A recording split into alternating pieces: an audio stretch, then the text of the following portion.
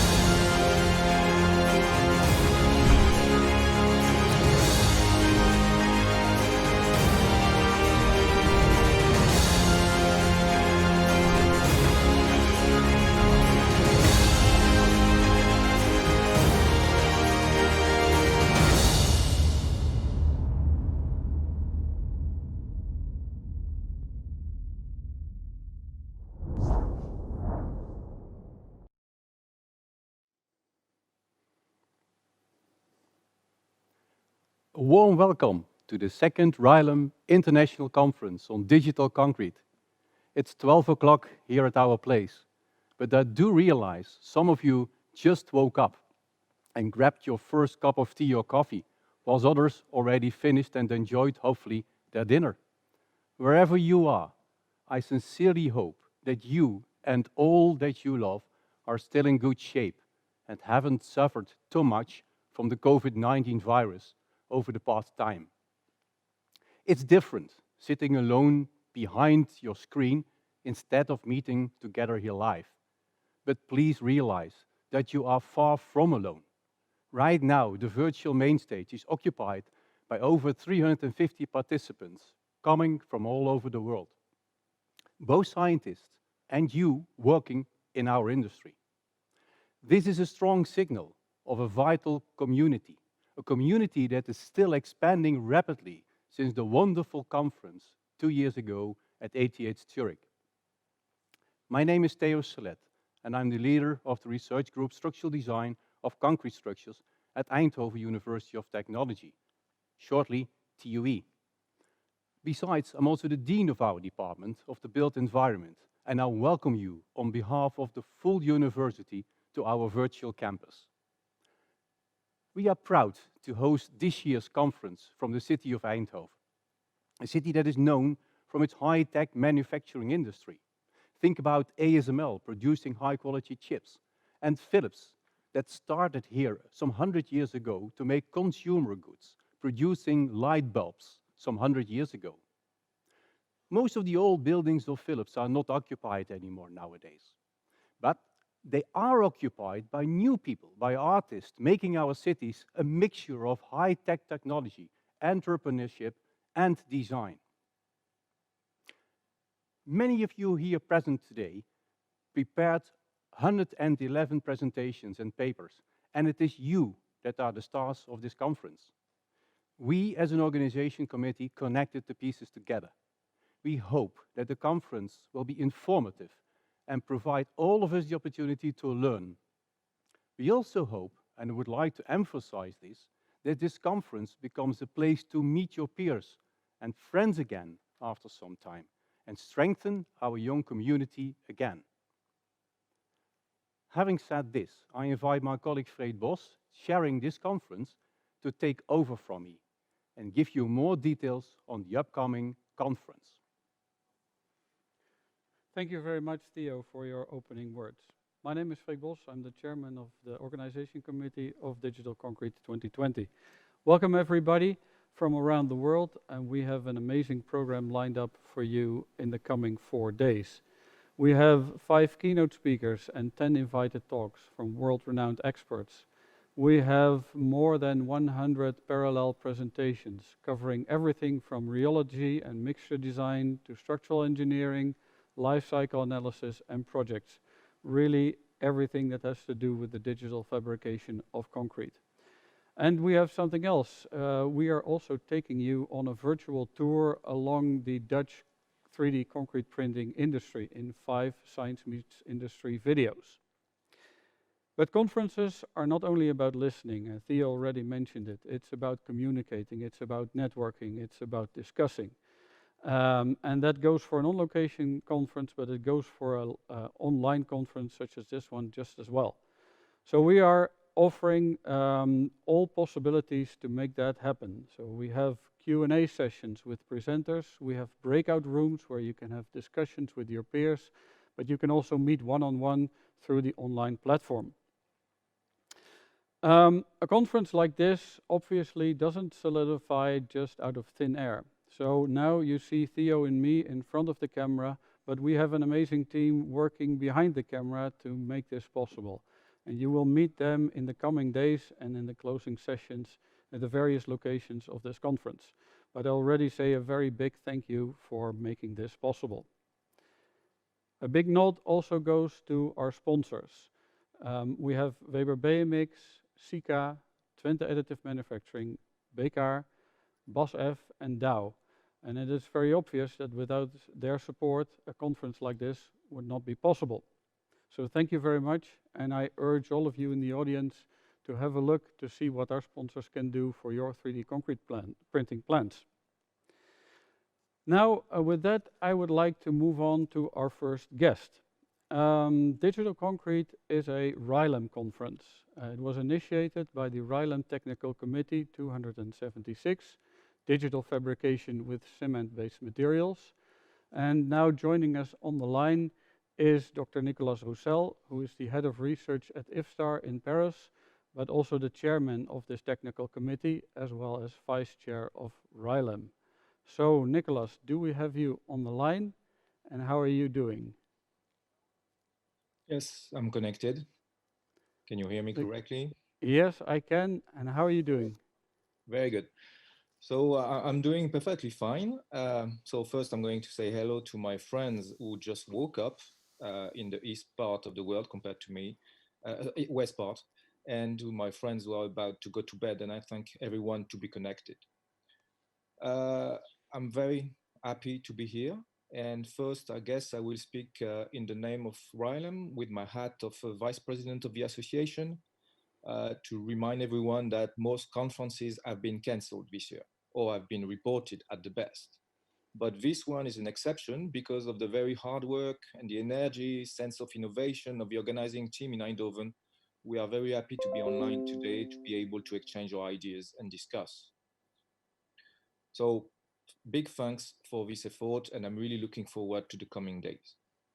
So as Frick just said, this conference is a RILEM conference, and there are a few, I would say, historical rules with RILEM conference. So first, the scientific committee of such a conference is made of all the RILEM members of the corresponding technical committee. So I would like to thank them because they contributed a lot to the reviewing process, and they were at the backbone of our scientific committee. I'm very happy to see so many people connected, and I'm very happy to see the very wide geographical coverage of this conference, as well as the scientific coverage of all the topics. So for your information, through the conference, some members of the award jury will be connected to some sessions, to every session, and will be identifying the best presentation to be able to give an award at the end of this conference. So I was very proud to share this committee. Our first task was to select the best papers, and the best paper awards, along with the best presentation awards, will be given at the closing session of this conference. So don't miss this moment. That will be very important. So everyone, I wish you a very nice conference. I will be watching all these and contributing myself from my swimming pool in my holiday house in the south. So I hope you are all as comfortable as I am, and I wish you a nice conference. Thank you very much, Nicolas. Before you leave, I was wondering, is there maybe something you'd like to say about the upcoming State of the Art report that our committee is preparing?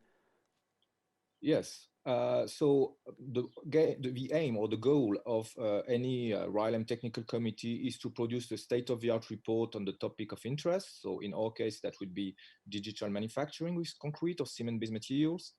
And we are doing our best to have this report ready before the end of the year. Many of the chapters are already finished. There are a few things to finalize, but before the end of the year, this state-of-the-art report will be available. But bear in mind that some of the results of this state-of-the-art report will be presented in this conference under the form of some invited lectures, and you can find some of the outcome of this collective work that started in 2016 in the special issue of Cement and Concrete Research that is associated to this conference. Well, thank you very much, Nicolas, and thank you for your opening words on behalf of RILEM. And I'm sure we'll see you around at other places in the conference. But first, you can go and enjoy your swimming pool if you want. Thank you very much. Myself, I can say I'm really looking forward to this publication of the State of the Art report. I'm sure that it will be the comprehensive reference for anybody who was looking for a thorough introduction into the field. So keep an eye out for that one. I have to say, not that our audience will be deprived of things to read. Actually, if you don't know how to spend your summer holiday or the long winter evenings, if you're joining from the southern hemisphere, then we will have more than enough material for you. For starters, there's the proceedings with 111 papers or close to 1,200 pages. Due to some technical issues, it is almost online. It will be there in a couple of hours, available for download for you from the reception area.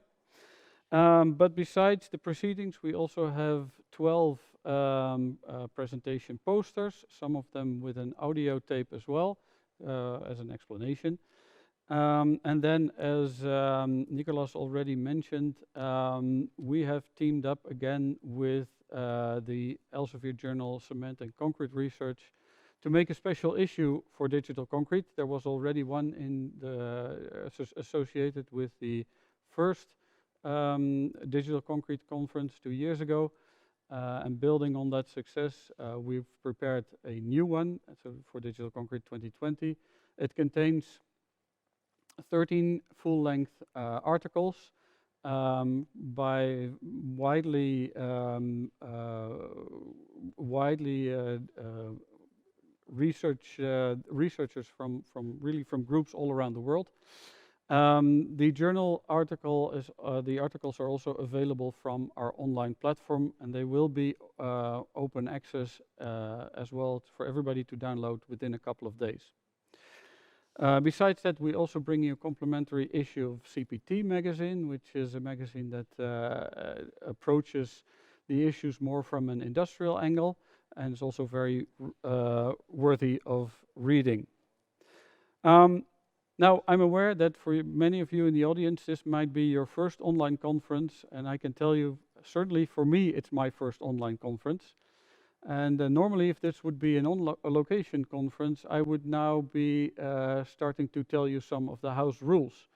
But in this case, we hardly have any house rules. So you don't need to mute your phone. You can just leave it on.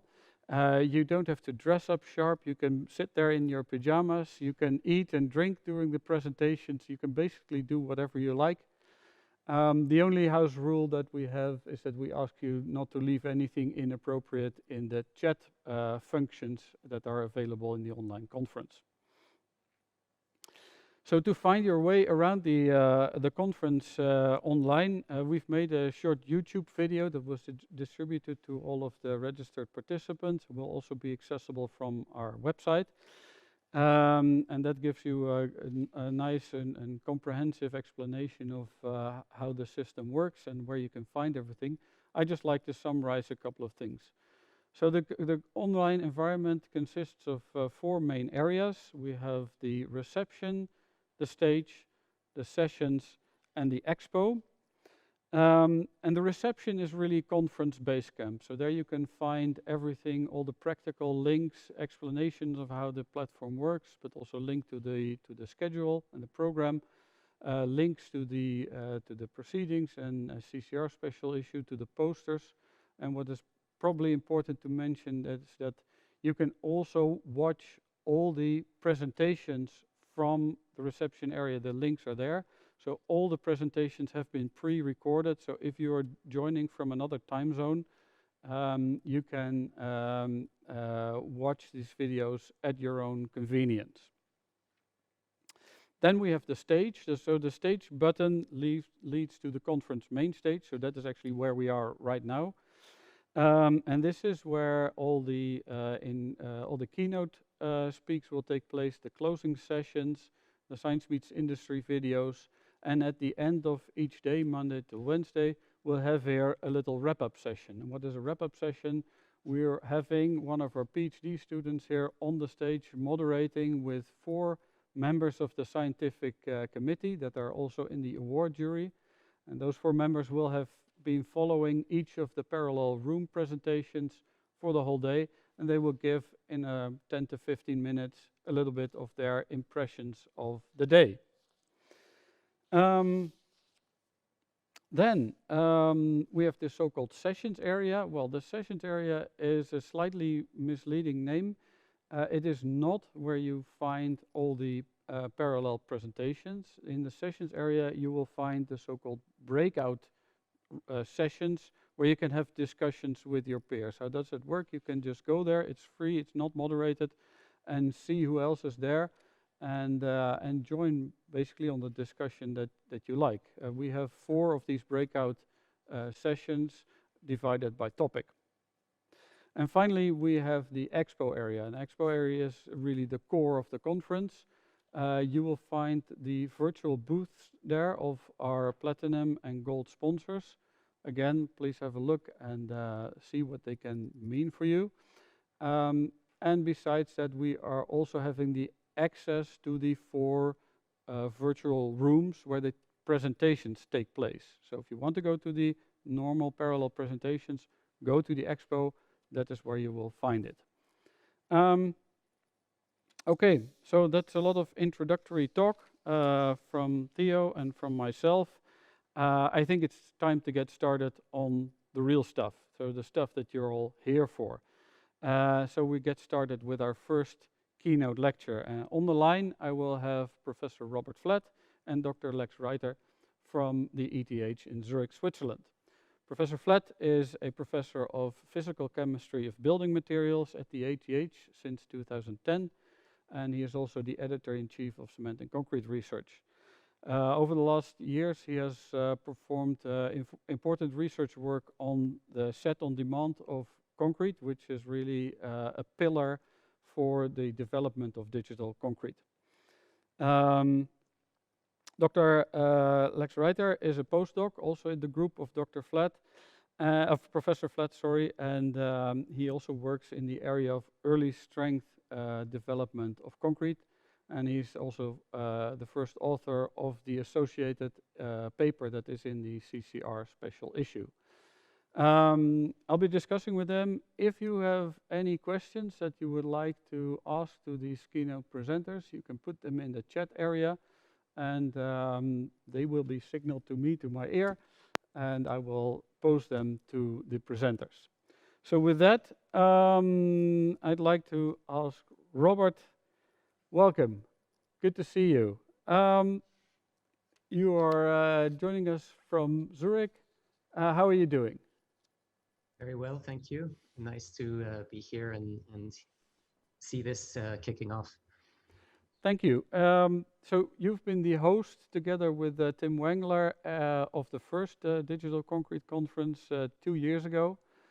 And yeah, I was really wondering, back then the field was still relatively small, I think, but it was already developing and growing quite quickly. So what has happened since over the last 2 years, and how has the field developed? Well, thanks, Freek, for the introduction and organizing the conference. I will try to tell you a little bit about my perception on how the field has evolved, what the big questions are that are going to be coming to us. And we'll also try to give you a couple insights on our special issue paper. But first of all, and I think in name of all the participants, I would like to thank you and your colleagues at TU Eindhoven really very much for making it possible for this event to take place. I think it's really important for the field, and thank you again for making this possible. Before I discuss a bit the view on what the field is doing, I would like to also underline the important contribution that the proceedings of the conference and the special issue are going to make to the field. And in this regard, I just wanted to highlight that among the most downloaded papers over the past 90 days for CCR, 4 are from the special issue of Digital Concrete 2020, and there's 3 still remaining from the special issue of Digital Concrete 2018, so that's very good. And another sign of the value of these papers and proceedings in terms of the papers is that 6 of the special issue papers from 2018 are among the top 10 best cited papers from 2018 for CCR. So again, I think the conference is really needed and valuable for the field. There's one thing that I think we all appreciate a lot is to see how many large-scale demonstrators are being materialized or in the process of being materialized in some cases. And I think this is really a new era that we are entering. This also means that the questions we are getting are going to be more precise. We're going to have to give more accurate answers, more serious ones in some cases.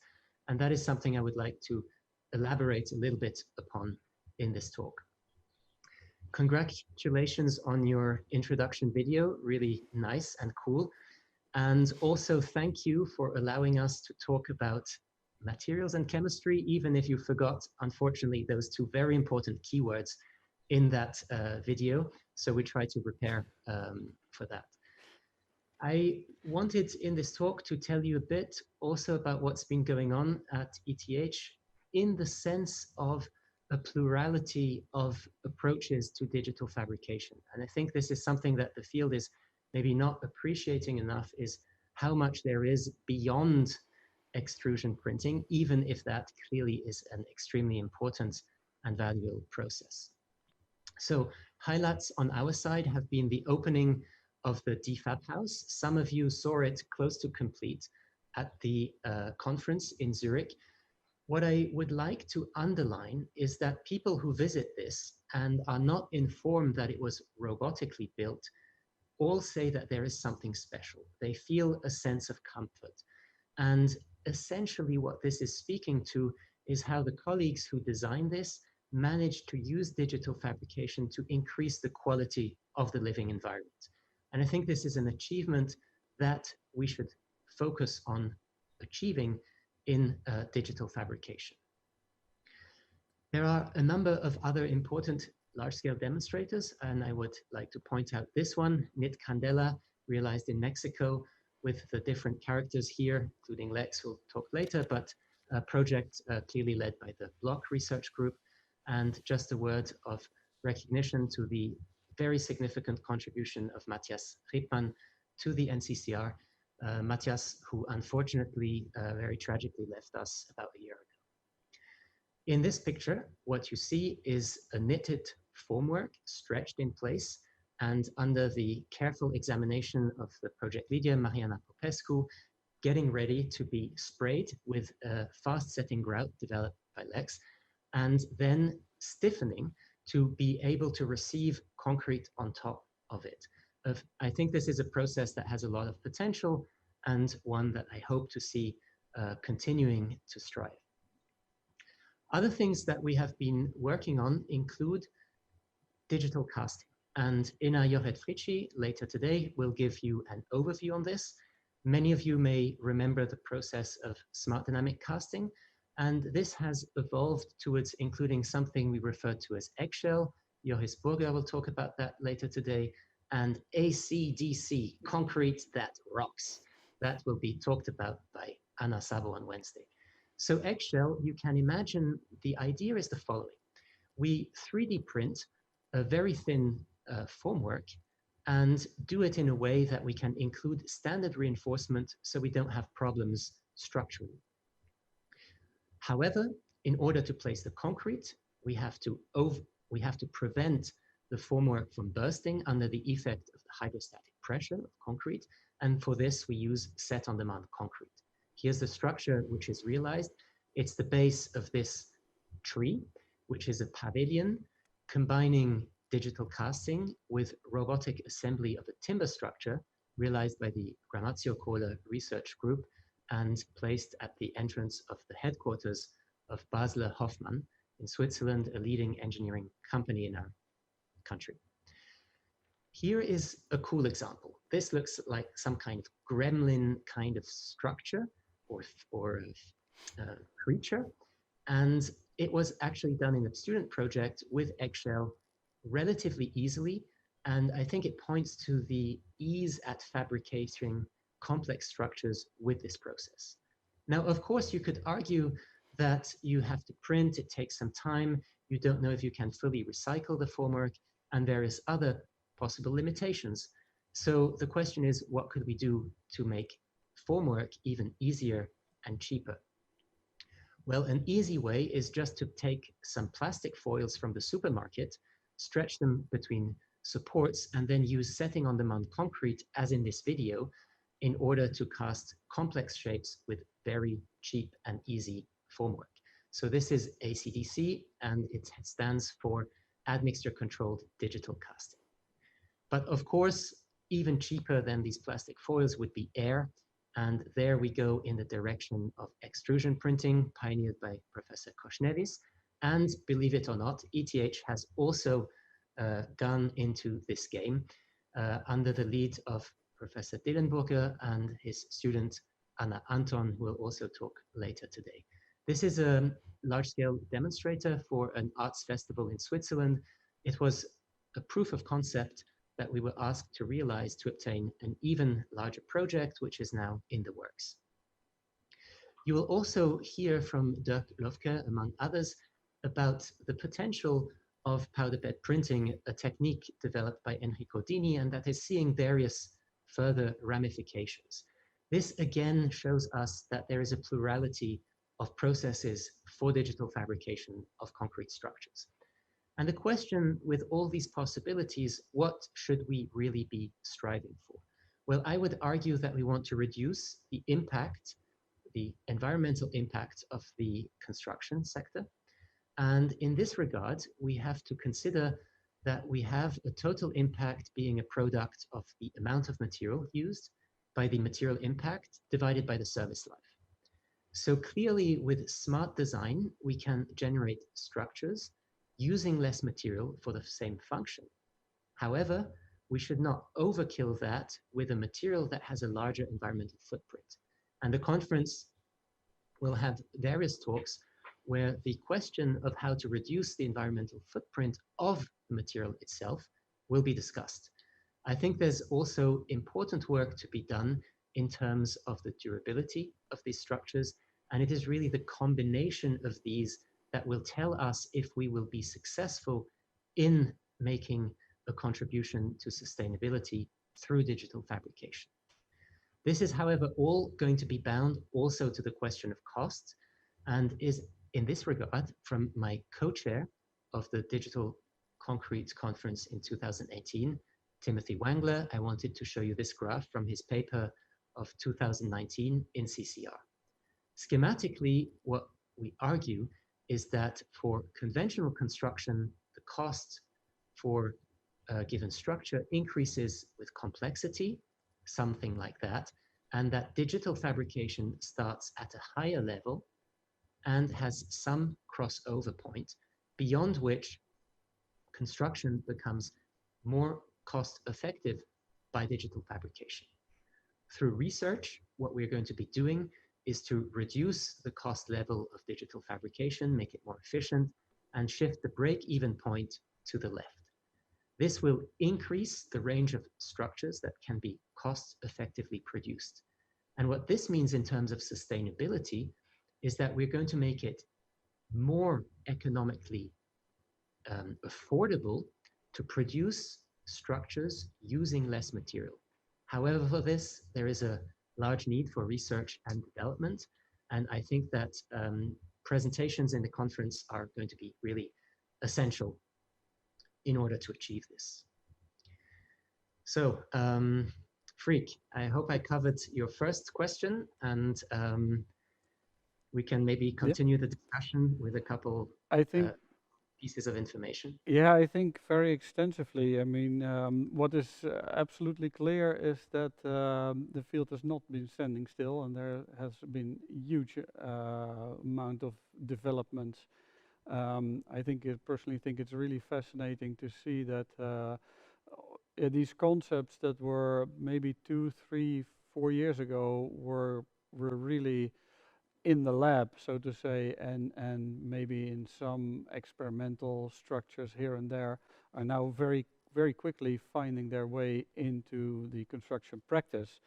But yeah, so you also indicate that we need a lot of research to shift the break-even point of where complexity and economy meet each other.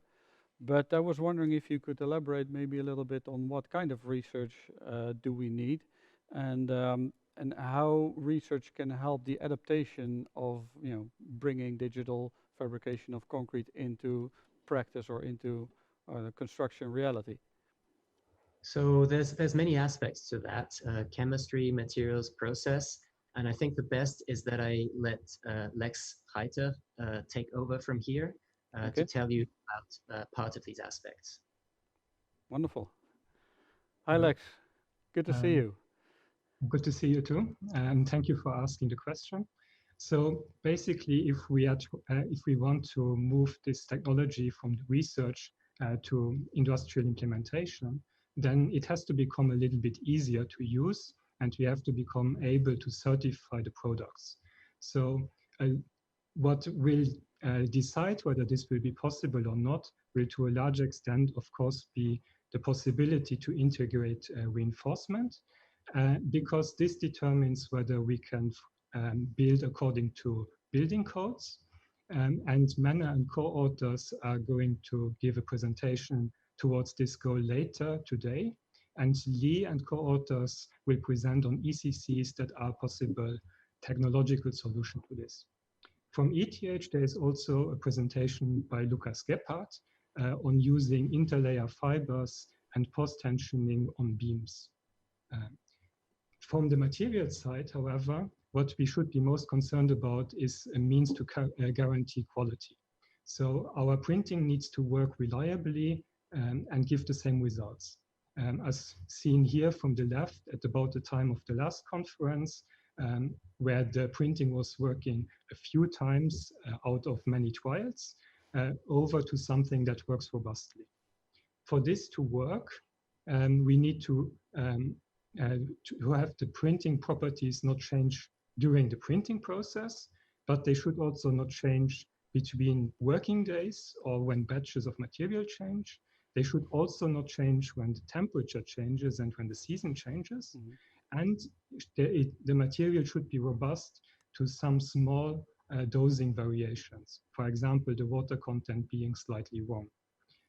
So material robustness here is really key, especially for the two main printing parameters. And these are the static yield stress at the time of deposition, making sure that the material doesn't stays in place. And then as we are building higher, the yield stress should increase over time. So structuration rate is important so that the strength buildup outperforms the loading that we apply. And we have to then make sure to not have plastic collapse and elastic buckling. And this gives us basically a characteristic to be fulfilled by the material that looks like this. So, and as we know now what we need, we of course need to be able to measure this so that we can fulfill it later. And for this goal, penetration tests have shown to be very useful already before. So Mettler and co-authors have shown that penetration and compressive strength scale excellently for mortars. And Lutens and co-authors have shown that in PACE, there is an exponential increase of the penetration force over time, while that scaling the same way independently of the penetration tip that is used. So these papers are already very nice, but they are a bit limited in the sense that they don't allow us to make a clear statement about the validity ranges, and they are limited to specific mixed compositions.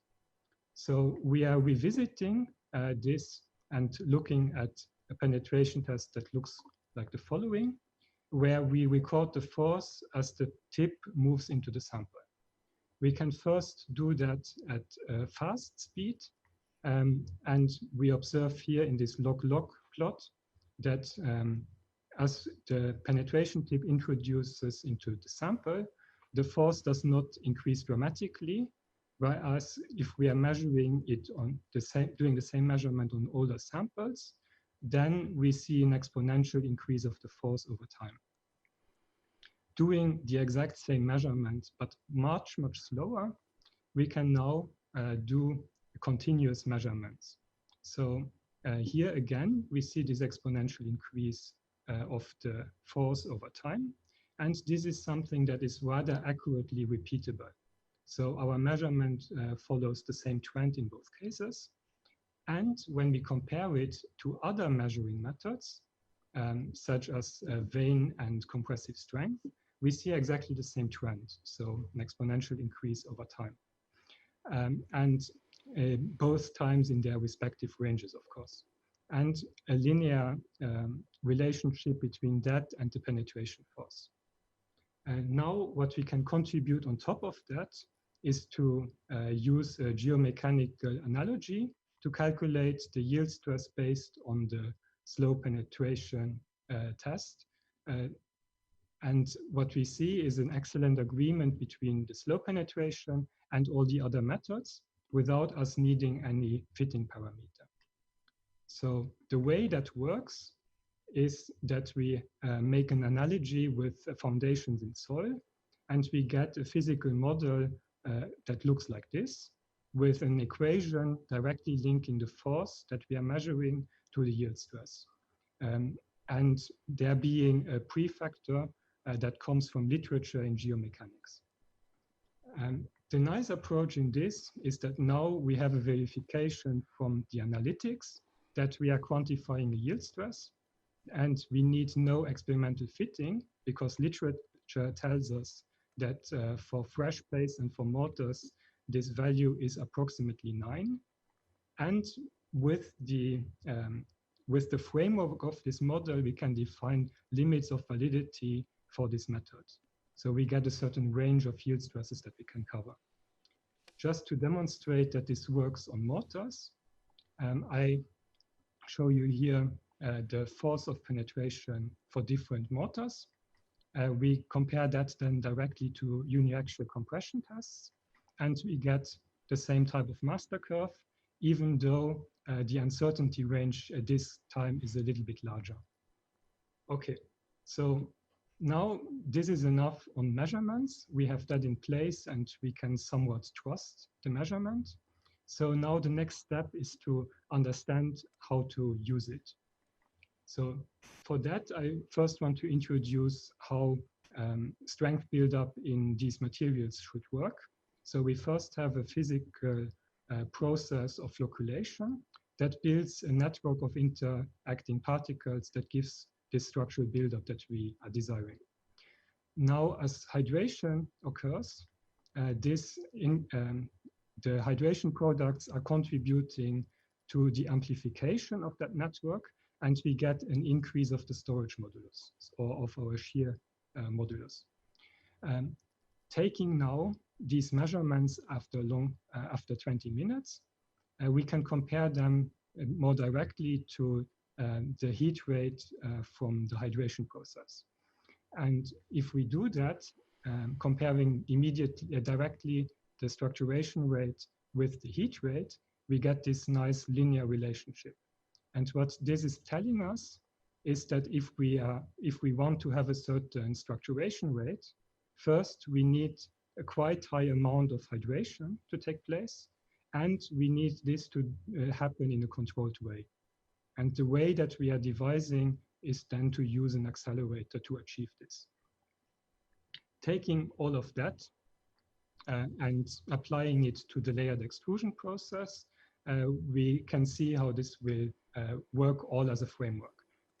So we want to now build a hollow cylinder, and we have the requirement that we need a certain yield stress evolution over time at the very minimum. Then we can tailor the strength buildup of our mortar using different quantities of accelerator. And we can verify with the penetration test that this strength buildup keeps staying the same throughout the process. Now we take this method and we apply it directly to a case. So here you see a graph where we have the measured yield stress directly compared to the needed one. So this basically tells us that the cylinder should stay stable, and indeed it does so for the first about 30 centimeters, but eventually the layer settlement is so high that the printer prints in the air and it fails. If we now only slightly increase the radius of the cylinder, so decreasing the vertical speed very slightly, we have a bit of a larger gap between measured and needed yield stress, and this is then good enough to print. So the solution basically is to introduce a safety factor that captures these large deformations. Now we can take the same approach and look at different geometries. So on the x-axis, our cylinder diameter changes, and we use different quantities of accelerator. And we can then, for every single of these measurements, compare the measured yield stress to the one that is needed. And we get this graph. What it shows is that we should not only be concerned about the immediate failures in this red zone, but we should also see failures due to layer settlement. Whereas if we are above this threshold, the structure stays stable. So we have our safety factor basically experimentally determined as being this 2.1 in our case. Now we can have a look where this is coming from, and we turn to other measurement methods. So when we observe the yield stress, for example, by vein, we see it where you can see the arrow. However, at this point, a lot of the material stiffness has already deteriorated. So the material becomes softer at the point where the yield stress is observed. And the same is true, for example, in shear oscillation measurements, having the yield stress here, whereas the storage modulus has already decreased substantially at that point. And in uniaxial compression tests, we see also the same thing, where we see the yield stress at the arrow and a strong decrease of stiffness. So taking that into account, we probably have to think about creep as a phenomenon to account for. And we get a range in which we can expect the safety factor to be. And based on these other measurement methods, we expect to be in the range of 2 to 3. So this is consistent with what I showed before. Now, one of the big questions is if this affects also the buckling behavior. And our colleagues in Eindhoven especially have shown that the buckling is definitely a failure mode that exists. They can very nicely approximate the shape of failure. And it also works to take into account geometric stiffening of the material. However, maybe there is a little bit more to it. So the other thing that works very well is that we can plot the needed yield stress over time and the measurements done by our colleagues. And it seems like there is no failure to be expected. However, if we consider the dangerous zone for these large deformations, then we do get an intersection. And indeed, the start of buckling seems to occur somewhere in this region. So maybe we should consider, on top of the buckling analysis, to consider some effect of creep. With that, I yield back to you. Thank you very much, Lex.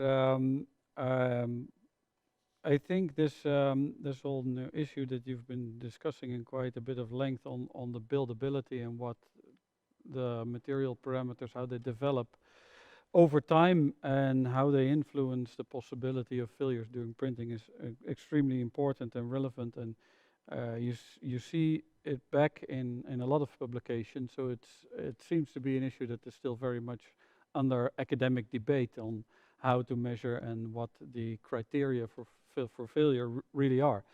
One of the things I'm particularly interested in is the continuous measurement development method that you were showing, because it is so important to track the real development of the material over time, not just on fixed time intervals, but really continuously. So I think that's a very promising development. Of course, the question then comes this time-dependent development of strength and stiffness of the material. Is there any way that we can control it? So what tools do we have available to master that? Or are we just slaves to the development of the cement? So this is basically where chemistry comes into play. And as Robert is really the specialist on hydration, I would like him to present that part of the work. So hello again, everybody. Hi. Welcome back.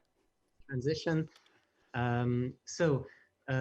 Chemistry can help a lot, but it can't do anything. And I think it's important to frame the needs and the targets first. So in this sense, key questions to look at first are what building rate will we be targeting? And this depends, of course, on the contour length, on the print head speed, and on the layer thickness. But also, what is going to be the initial rheology? Are we going to be going for something like self-compacting, as in ACDC or SDC? Or are we going to want something self-sustaining, as in contour crafting or extrusion printing? But importantly, also, how is the concrete going to be prepared upstream? Will it be by large batches that then have to be rather substantially retarded? Or will the concrete be continuously produced, whereby some degree of retardation will be needed, but not that much? Whatever the situation is, however, I think the approach of setting on demand or awakening of concrete can come into play.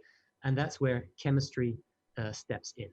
Now, to make this simple and accessible, so to say, or just to present the key concept first, let's imagine a group of cement particles that want to have a party, and they might look like this representation. So they're ready to do something, and what you would like is to slow them down, to put them to sleep, and there we can use a chemical admixture, in this case maybe tequila or something else, and you get the first part of the job done. You put them to sleep. After a certain time, what you would like is for these particles to get active again, and there you might want to boost them with some other kind of chemical admixture to get the party started, to get the strength development of your placed material going. Now, this very general concept is applicable to many different processing forms of digital fabrication, and we've done it for digital casting, layered extrusion, spraying, or application of coatings. Schematically, you have a batch of concrete which is retarded with one admixture. You're pumping it, and at some point you mix this with an activator. Now, typically the mixing chamber is going to be rather close to the extrusion or to the nozzle, better said, because you don't want this to set in your delivery channels. And actually, if we look at existing literature or some of patents shown on this paper, basically that is one of the aspects of the descriptions of the embodiments presented. Now, a bit more specifically, how can we actually do this? Well, in his PhD, Lex has developed the use of ternary binders, and Arnish Das is following up on this. And the idea is to move away from a pure OPC system towards something that will include calcium aluminate cements, but preferably also some calcium sulfate sources. What we do with this is that we allow the system to quite rapidly precipitate secondary phases. And if we look at the overall scheme of cement hydration, as shown here, what we have by adding a calcium aluminate cement is that we enhance the precipitation of ettringite in the early stages. This has various consequences. First, it creates solid volume, which is beneficial for the strength gain, but also it changes the kinetics of hydration. Now, you may notice in the center of the figure that the main hydration peak is somewhat changed, but more importantly, in the very first periods, we see an increase in the rate of heat release, which indicates that hydration is processing at a higher rate. And this is one of the keys to the process. Now, calcium aluminate cements would have to be used as pastes. This is possible, we do it, but you may also be interested in using solutions. And for this, we can turn to shotcrete as an inspiration. Very schematically, the alkali-free accelerators that are used a lot in the field include aluminum sulfate, aluminum hydroxide, which is solubilized by the addition of an acid. However, the level of performance that these accelerators deliver is not necessarily what you want. It's too high than what you want for most digital fabrication processes. So one solution, and that is what's used in ACDC, is to go to something containing just aluminum sulfate, but to try and control the slightly excessive initial impact on rheology by adding some superplasticizer. So you can see that these are compounds that exist. It's requiring to have the knowledge of methodology to then calibrate the formulation of your products, and the penetrometer test that Lex Reiter has presented does allow to do this and has made it possible for us to achieve it. So those are a couple guidelines on how chemistry can be used for this. I hope, Freek, that this answers a bit, at least, of your question.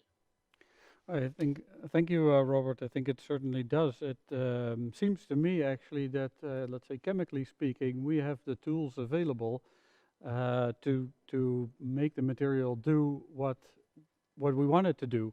So then the question is, how would you see this field moving forward? Well, I'm not sure. I think there's various possibilities and they're not necessarily self-exclusive.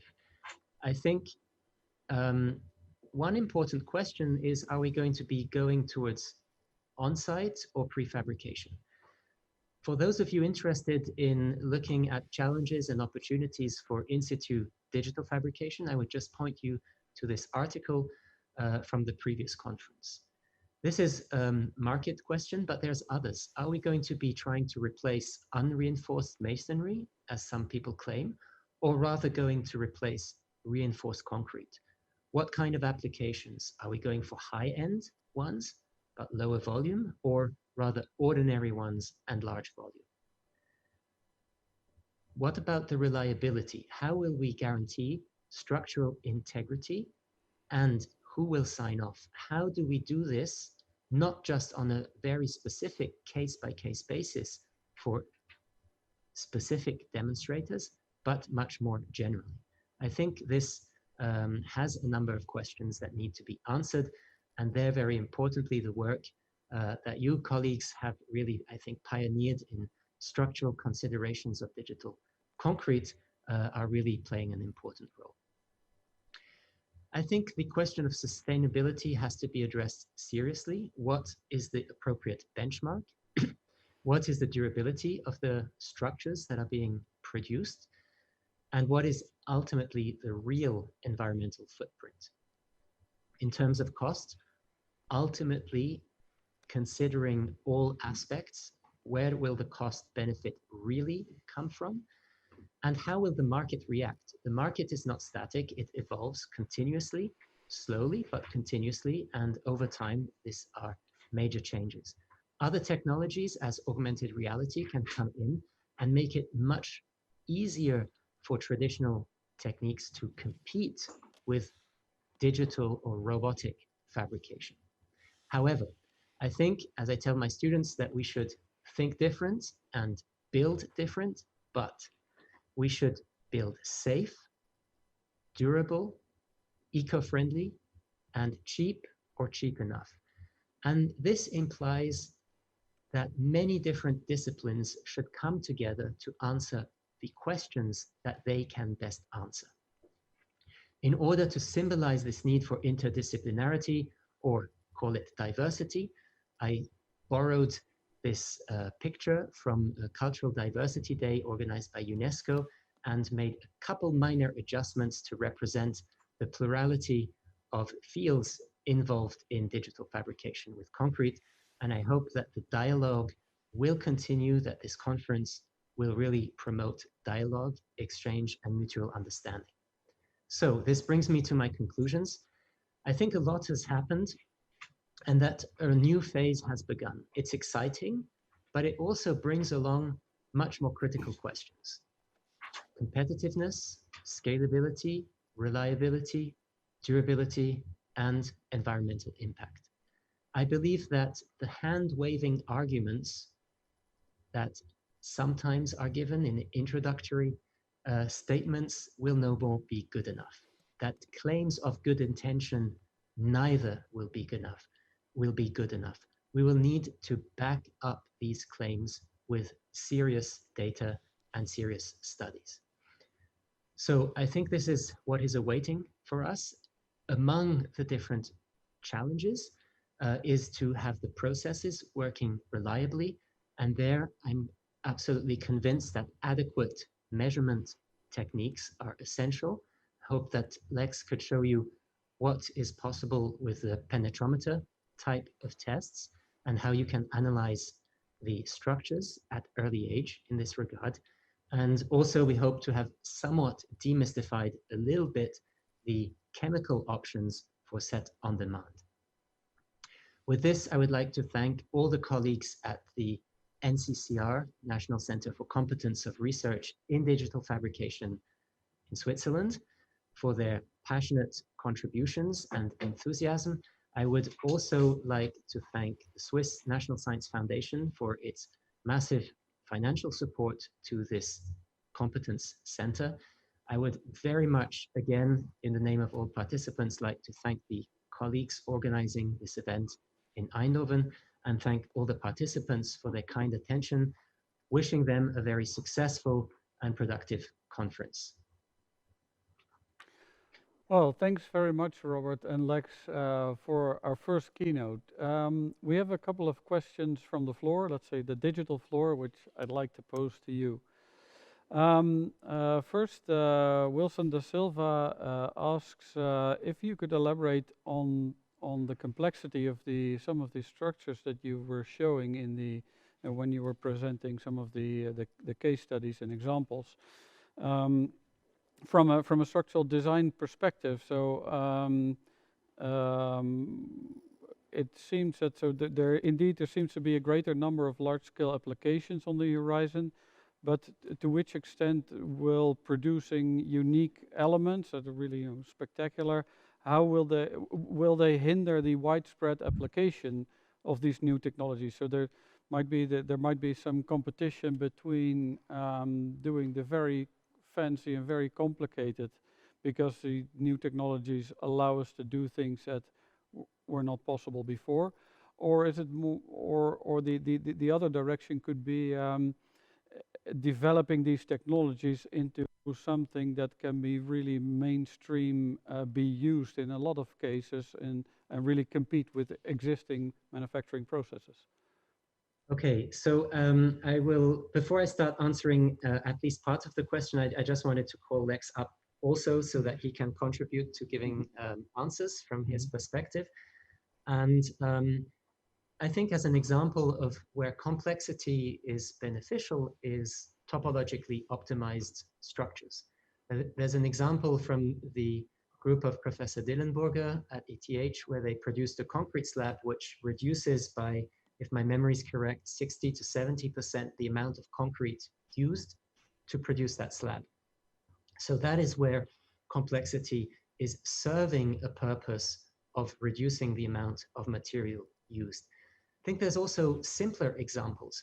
You think about compression structures or vaults, arches. They are very much to be designed on a case-by-case basis.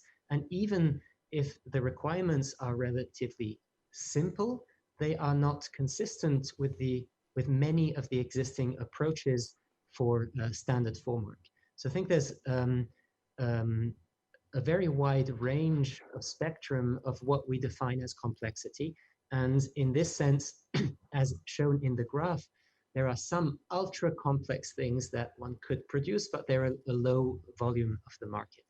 And however, you know, the closer you go to the most basic things, the more difficult I think the competitiveness will be. But Lex certainly has some other points to add there. Wilson was also alluding correctly to the question of one-off structures. And I would agree that that is a difficult subject, because we cannot on one-off structures do an approval by testing approach every time. So I think the structural engineers will eventually be very challenged in defining building codes that take into account the 3D printing process and the reinforcement strategies that are possible for it. And that will probably define if these one-off structures can be built in an efficient way or not. Okay, thank you very much. We also have a couple of questions on the penetrometer test. Ms. Irina Ivanova asks to you, Lex, how do we obtain separate curves for without hydration, so only the flocculation effect in the cement or in the concrete, and with hydration? Is there any way to separate these two, to the more physical and the more chemical developments that are going on in the material? Yep. Thank you for the question, Irina. If you can go to slide 34. So this is where this is dealing with the subject.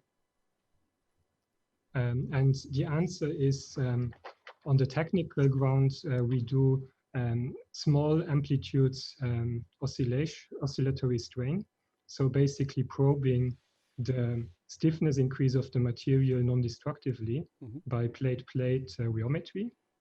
And what we do in the first case without hydration is to strongly retard the cement hydration, so that basically the hydration is not taking place. And in the other case, we let hydration occur. Okay, and another question we got on this same test is De Braderie Som is asking if this penetrometer test can be an easy replacement for yield stress measurements in a rheometer. The target of the penetration test is really ease of use, because if you want to do static yield stress measurements in a rheometer, the way to do it is with a vein test, and that means placing the sample in advance, letting it rest until you want to do the measurement. And that means that you usually only get one measurement point every time that you are mixing a material. Okay, thank you. So we're almost through our time and almost time to go to the break. Maybe one final question from Kees Leemeyer is asking, how long do you think it will take for a thin shell formwork in combination with set-on-demand concrete to be environmentally competitive?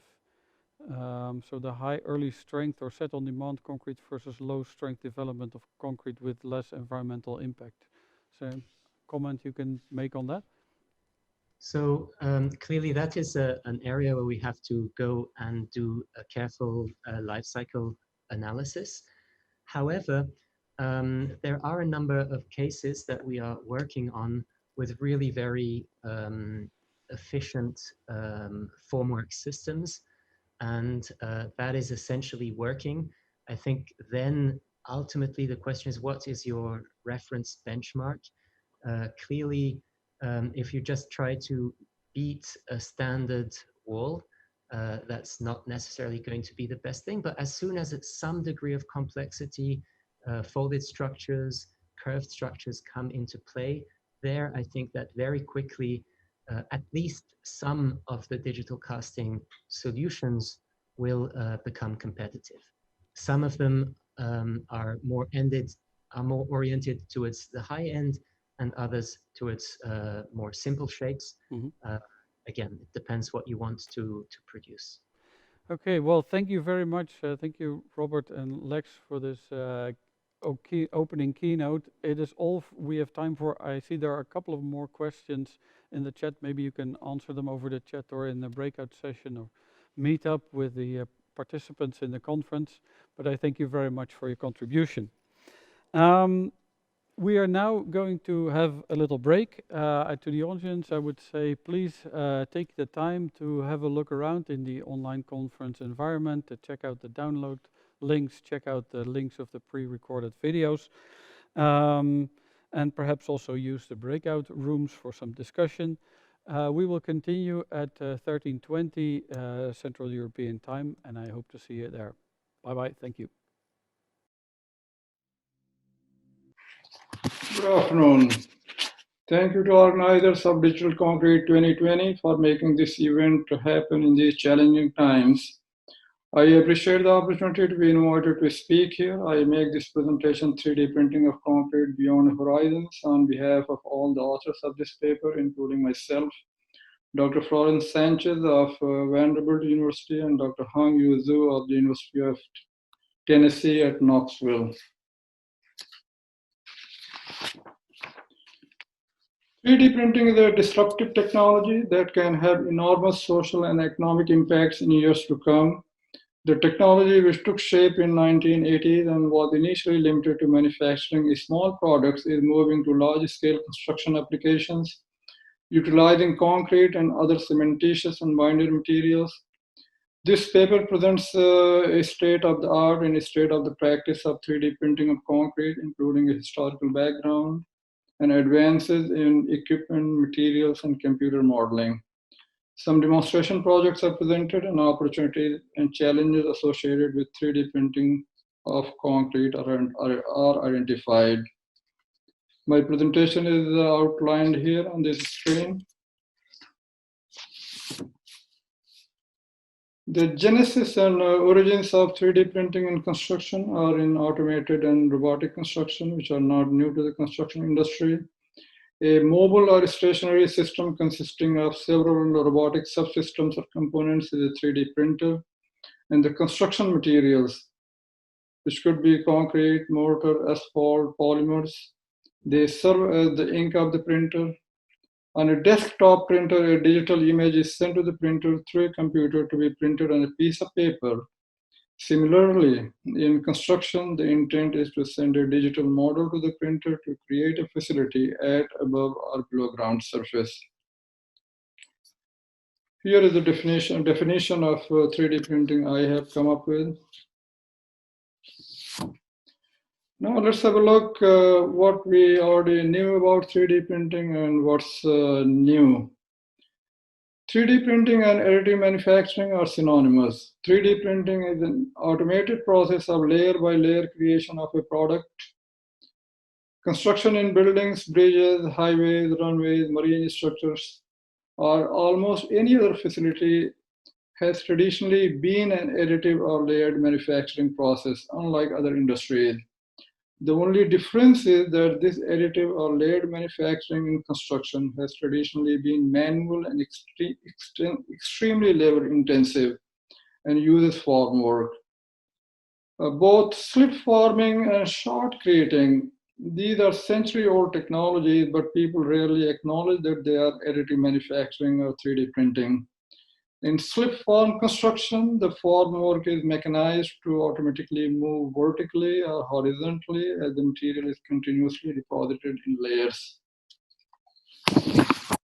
In shotcreting, the concrete is conveyed to a nozzle through a hose and then applied to a surface under pneumatic pressure, layer by layer. The technology has been extensively used in tunnels. Here are the things which we already knew, and now I have listed a few things at the bottom of the screen which are new to 3D printing.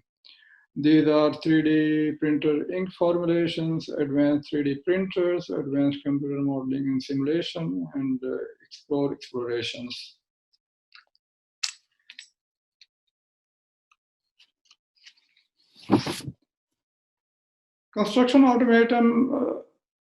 Construction automation gained momentum in the middle of last century, 1950s.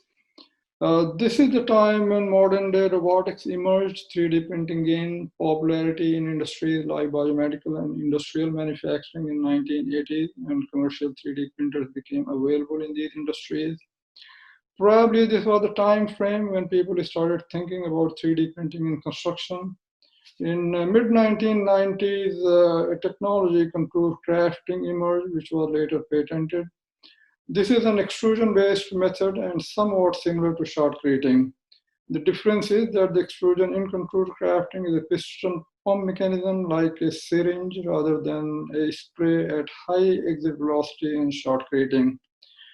During this same time period, another technology, selective aggregation, emerged, which is based on laying down a matrix of sand followed by selective deposition of cement on the sand matrix, and then activating the cement binder using steam. Since then, a number of other techniques and terminologies have emerged, but essentially they are a variation of contoured crafting and selective aggregation. I have listed some names here, like free-form construction or concrete printing.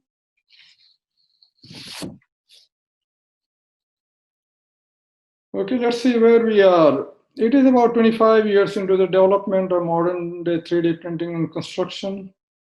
Developments have been made, but still there is a long way to go before facilities can be printed by pushing print button on a computer.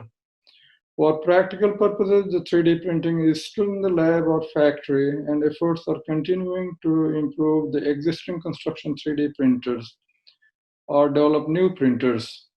Also, efforts are continuing to develop new construction materials, which I refer in this presentation as ink for these 3D printers.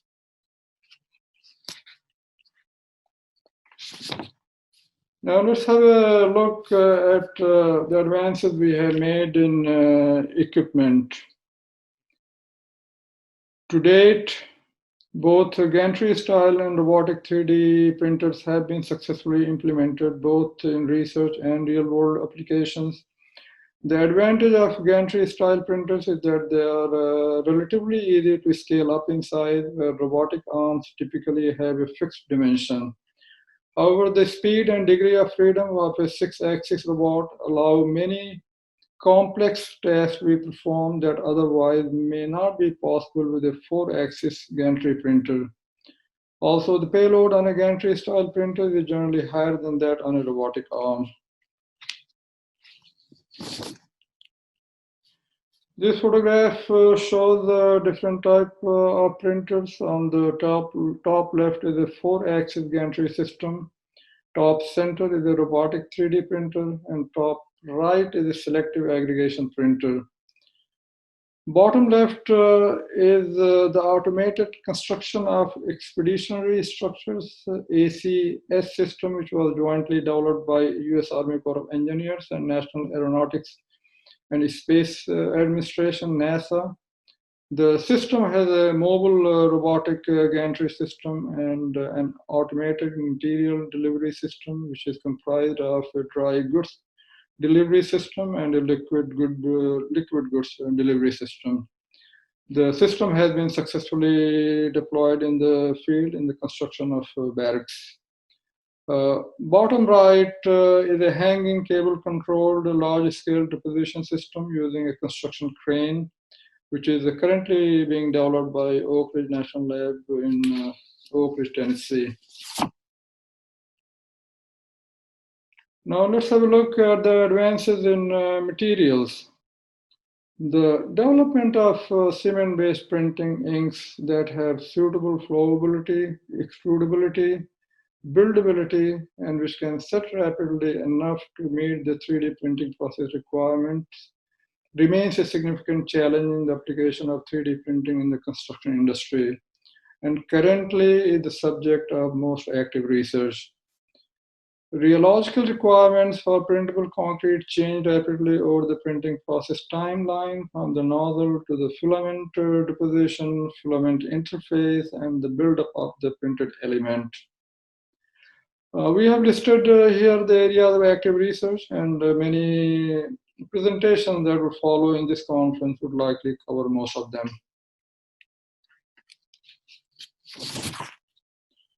Now let's have a look at advances in computer modeling. Most research to date on 3D printing of cement-based materials is based on experimental investigations. Computational simulations of 3D printing process of cement-based materials remains limited. Computational modeling provides insight into the multiple, multi-scale, and multi-physics phenomena that lead to the final material properties.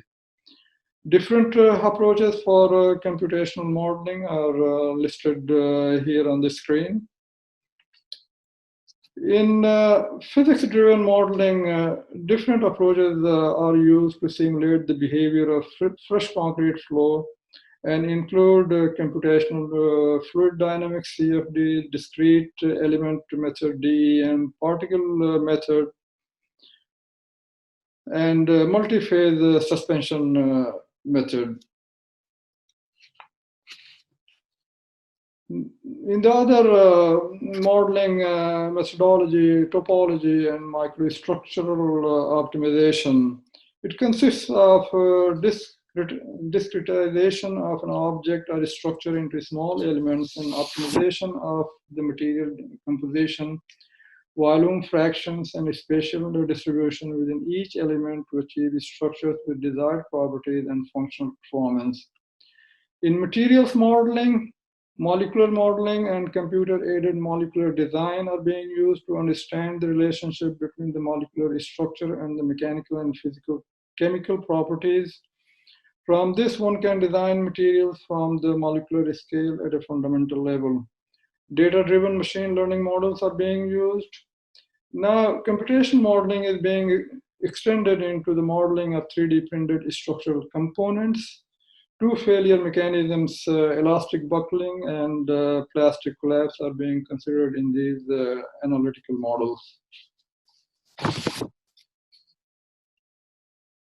Looking at some demonstration projects. A demonstration project by Oak Ridge National Lab well depicts the current state of the art of 3D printing and construction.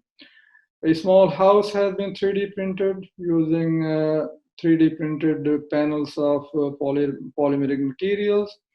And the house is remotely connected to a 3D printed vehicle. And both the house and vehicle power each other. And again, all these things are the creation in the lab, not in the field. We can say that we have developed the proof of concept and we need to scale up. This is another demonstration project where a green wall system has been developed with the modular elements that can serve both as load-bearing structural elements and aesthetic elements for growing greenery. And this building is a steel framed building, and these walls are the enclosure of the building.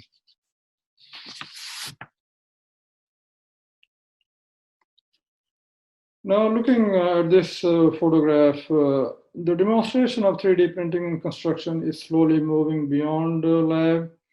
In December 2018, the US Marine Corps 3D printed a pedestrian bridge in California. The bridge was 3D printed component by component, and then all the components were assembled together.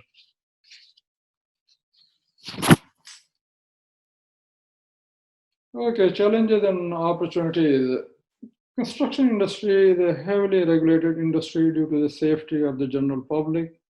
There is a lack of design rules and guidelines, which is understandable considering the emerging nature of the technology. Just sheer size of the constructed facilities, difficult topography and terrains, and development and availability of large 3D printers are major challenges. Development of suitable ink formulations along with incorporation of reinforcing steel is certainly a challenge as noted earlier. The current code of practice is based on a composite concrete steel system and will remain so until a new material can offer the same balancing attributes of compressive strength and tensile strength. All these challenges present their own set of opportunities.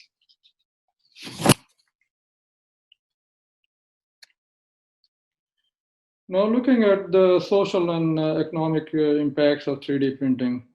3D printing in simple terms means more machine and less human involvement and the capability of the consumer to create products in a configuration and at a time and place of their own choosing.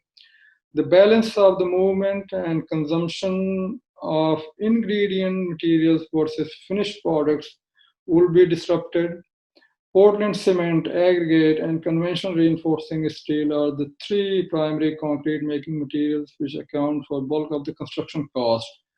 With the advances made in the formulation of ink for 3D printing, the use of these materials may be minimized or completely eliminated and replaced by other materials. For example, NASA is exploring the use of in situ materials as aggregate and binder to 3D print facilities on Moon and Mars. 3D printing can eliminate most of the cost associated with freight movement in a traditional supply chain, which includes supplier, manufacturer, retailer, and consumer. And this cost saving could be as much as 50 to 90%. And 3D printing would have impact on cross-border trade, which would be diminished significantly, and this could have both positive and negative impacts. Now the path forward. The path forward for 3D printing and construction is bright, and we can look beyond horizons on what transformational changes this technology can bring. Any challenges can be overcome collaboratively by involving and engaging all disciplines and bringing together concerned public and private institutions, including academia and research. This event is one of the important ones which is bringing people together. I have listed here specific action items for moving forward.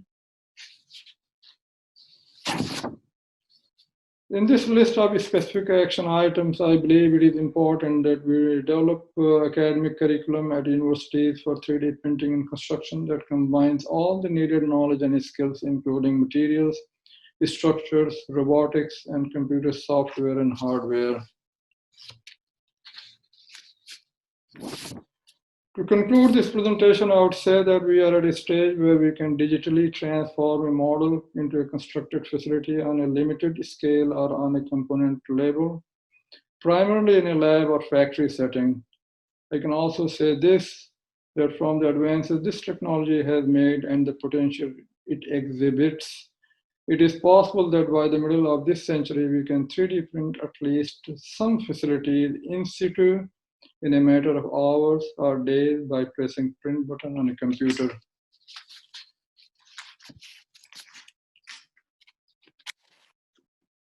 Well, thank you very much for your attention, and I'll be happy to take any questions. Hello, my name is Richard Buswell and I'm a Professor of Building Systems Engineering at Loughborough University in the UK. I'm presenting a process classification framework for digital fabrication with concrete on behalf of my co-authors, Wilson Liel de Silva from DTI Denmark, Félix Bos from TU Eindhoven, Rolf Schipper from TU Delft, both in the Netherlands, Dirk Loki, Norman Hack and Harold Kloft from TU Braunschweig, and Victor Mechiteren at TU Dresden, again in Germany, Tim Wagner from ETH Zurich in Switzerland, and Nicolas Rousseau from Gustave Eiffel University, Paris in France. And the work is an international collaboration enabled through the RILEM Technical Committee on Digital Fabrication with Cement-Based Materials, TC276, which ran from 2016 to this year, 2020. During the development of the state-of-the-art report in TC276, it became apparent that we, the community, lacked an agreed common language and approach for defining and describing the processes that we were looking at in DFC. And a subset of the committee subsequently led the development of the work presented in this paper, which attempts to bring together manufacturing and construction in a coherent way to address this issue. The work was subject to many hours of debate at committee meetings and was also exposed to wider audiences through 2 workshop and seminar events in order to inform its development. Now, we hope that it will help underpin the development of a common language, an approach to process description, and so improve the communication in the R&D community to take the first steps towards standardisation. And to this end, the paper is open access and freely available to download. So why is a classification framework needed now? Well, digitally enabled design and fabrication of concrete has been under development for some 50 years, and the design of the Sydney Opera House by John Utzon and Ove Arup began in 1957. There were 12 design iterations over 6 years, and computers were employed for the first time to carry out structural calculations. Now, each computation required about 12 to 14 hours of computer time and weeks of preparation, but it shaved an estimated 10 years off the design time. The 1780s brought robotics and automation into the construction industry, led by Japan through significant investment from in R&D from the construction industry itself. And the drivers were the same then as they are today, taking hand operations away from the construction site and enabling automation to unlock the productivity gains that leads to a reduced time on site and hence cost savings. And the 90s saw the use of digital fabrication tools, shape capture modelling, CNC manufacture to realise new and exciting building forms. The example here is Geary's Zollhof Towers, which used digital methods to manufacture 355 different panels and enabled just-in-time deliveries and the coordination of manufacture and construction. It was one of, if not the first example, of integrating CNC milled moulds into a formwork system for construction. Acknowledging the seminal work of Joe Pena in 1997, 2000s saw the first of the large-scale additive manufacturing processes for construction. And the first to emerge were contour crafting for in situ wall manufacturing. That at the time used actually a permanent formwork approach where the formwork was printed and then backfilled with a concrete material. D-Shape was a large-scale 3D printer that used then a sand and an organic binder to make freeform objects. And 3D concrete printing was based on the extrusion of a concrete filament employed to manufacture parts that were as good as cast concrete material. And now there is a huge number of methods and processes and products. The maturity and robustness of these varies from those entering the field to some of the more mature commercial processes. But design freedom is the value added by DFC, but it's constrained by the material properties and the control that the process affords. And so processes are often developed for the production of product families, or at least different products that can be manufactured with the same process constraints. Now, if we want to begin to compare the relative merits of methods under some degree of control, or bring together the findings from independent studies, we must ensure that the processes and the materials deployed in a technology are comparable. And we can only do this effectively through a common language. Some examples of uncertainty. So here are two processes used to create column structures. Both use extrusion, but the systems and materials are different. One uses a very stiff mortar, capable of withstanding significant self-weight as the layers are stacked up, and the other pumps a thinner mix to the nozzle and then accelerates it at the point of extrusion. Now, the differences affect the mix design, the auxiliary equipment, and the control needed for the process. It affects the chemistry of the process and the geometry of the parts that can be manufactured, and it will affect the quality control procedures that underpin industrialization. And so processes are different, and we need to be able to articulate these differences unambiguously.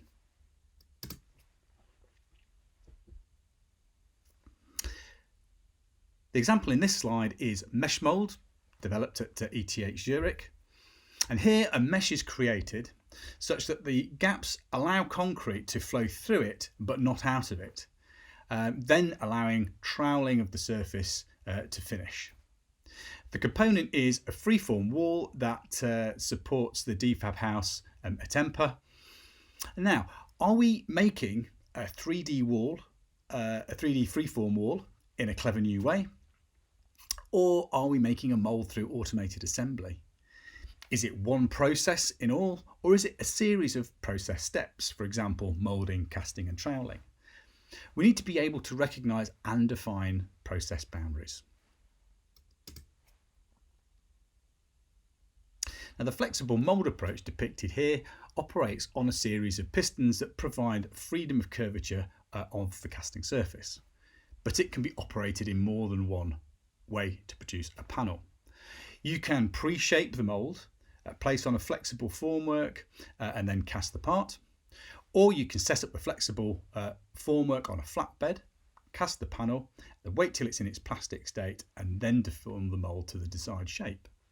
Thus, the mechanisms by which the curvature in the concrete is formed varies. The former is cast and the latter is deformed. And these differences will lead to variations in the process and the material. So specific instances of product need to feature in descriptions to ensure that differences are captured, particularly at low volume production.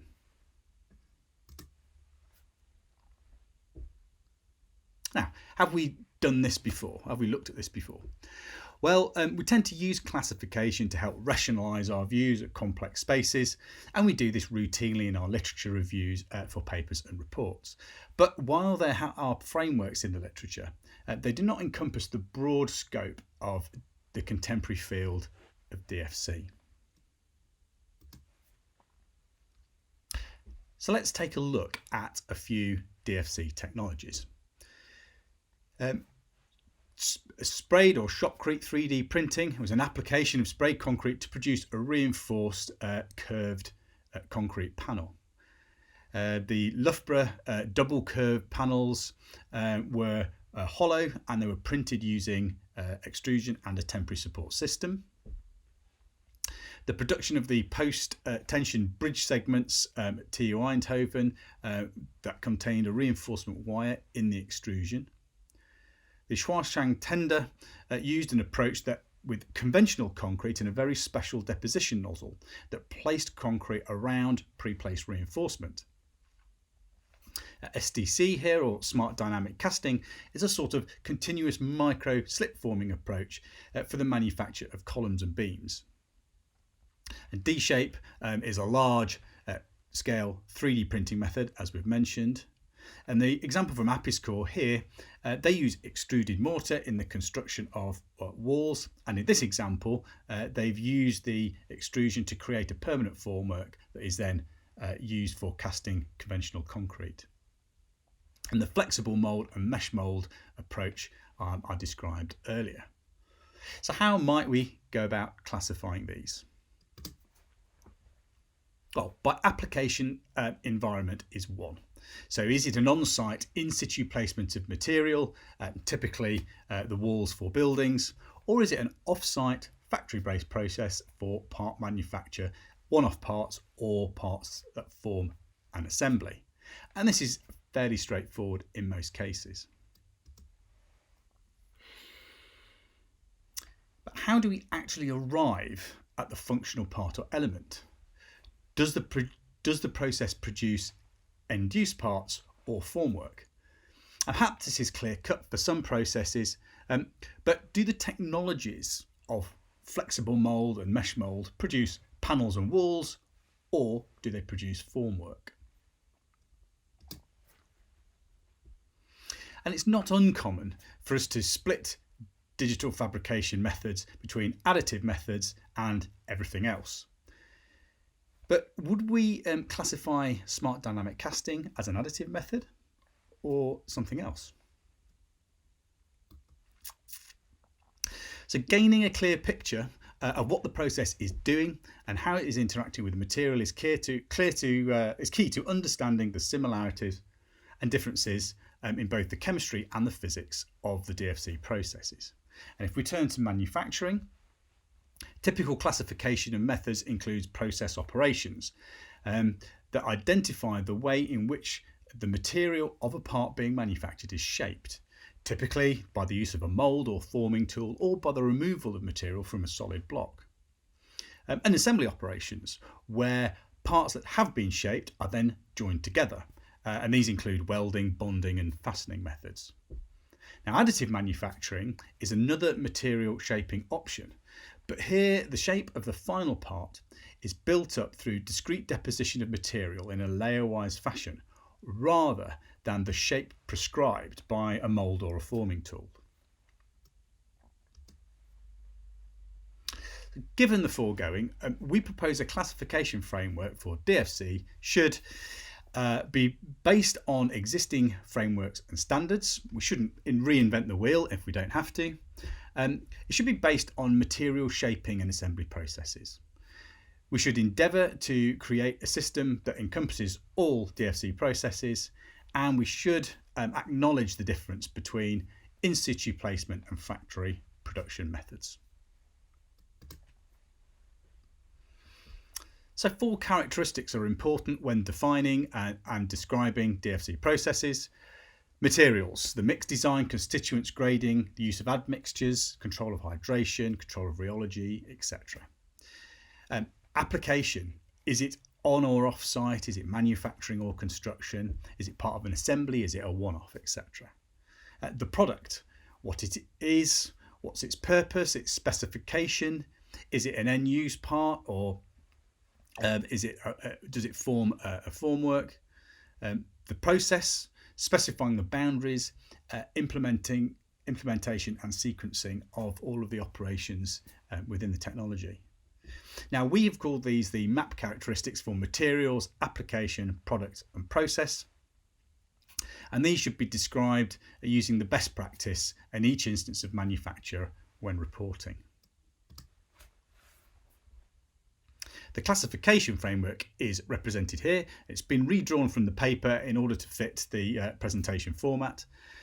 The technology should be specified in the context of the application environment and product it is being used to manufacture.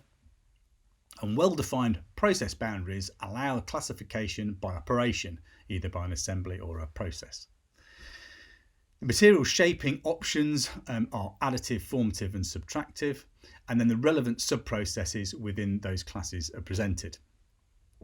Now we would note that while forming the process subclass for additive methods, we adopted the term particle bed binding over the more conventional binder jetting, which after much debate it was felt more reflective of the processes used in DFC. And the grey box in the diagram simply highlights where we find the majority of DFC processes, but this is not meant to be exclusive in any way.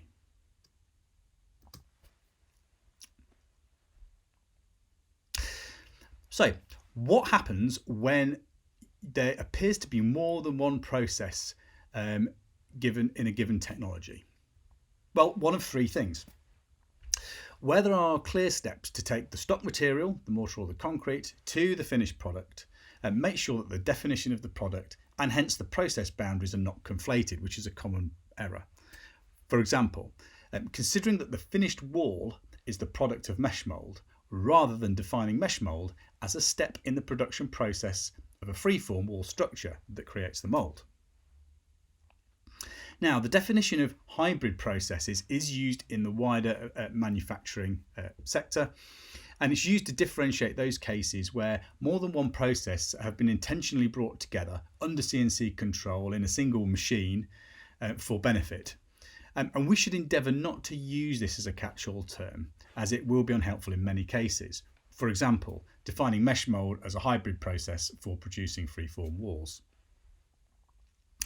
Now, where the process is indispensable to the operation of the shaping process, they are not considered to be a step in the manufacturing process and so don't affect the classification. They'd be called a sub-process where controlling the acceleration of the printed mortar in an additive manufacturing method would be a common example in DFC.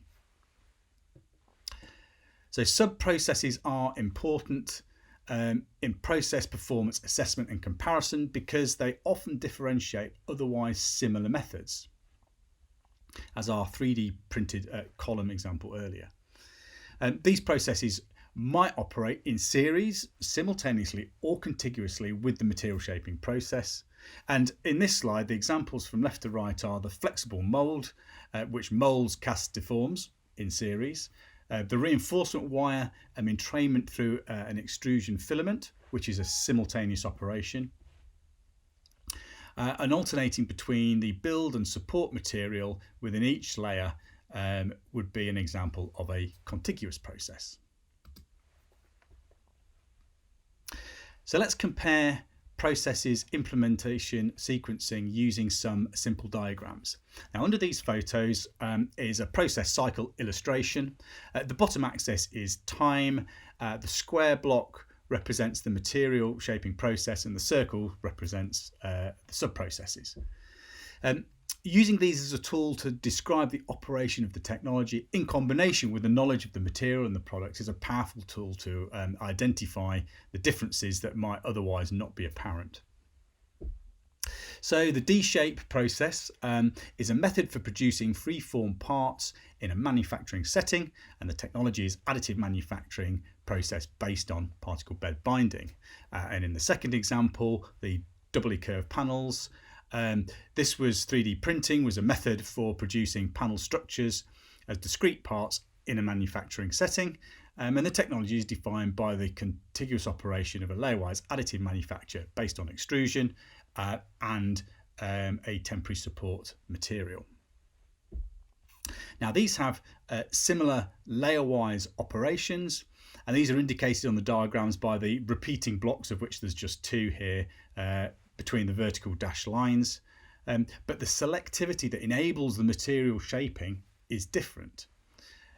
D-shape uses the location of the binder, where it adds the binder, and the sub-process in this is the layering of the actual material, the build material in the first place.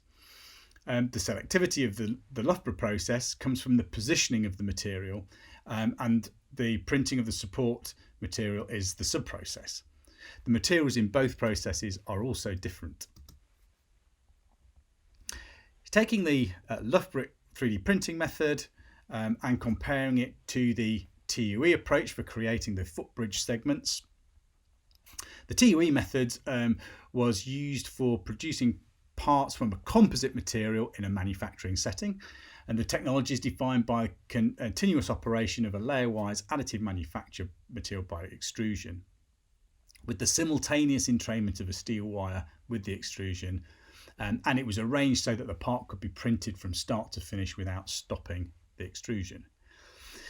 So both of these methods employ extrusion, but the Loughborough method uses a support system and the TUE method doesn't. And the geometry of the components that can be produced by each are going to be different, as are the hardened properties of the material.